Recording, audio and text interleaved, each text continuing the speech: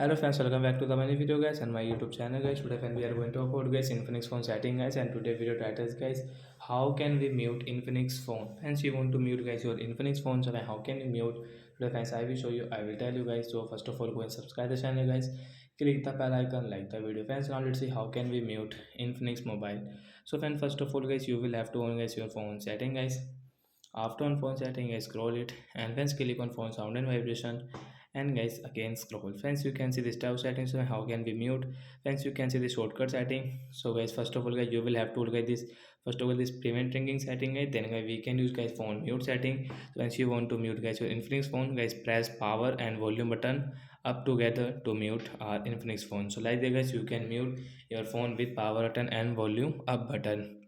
So that's it guys, thanks for watching the video guys. I hope friends you understood how to mute Infinix phone. So bye guys, we will meet on the next video. Friends, do you have an upgrade rated to guys your phone sound vibration? You can ask me in comment section, I will check, I will help you. Bye guys.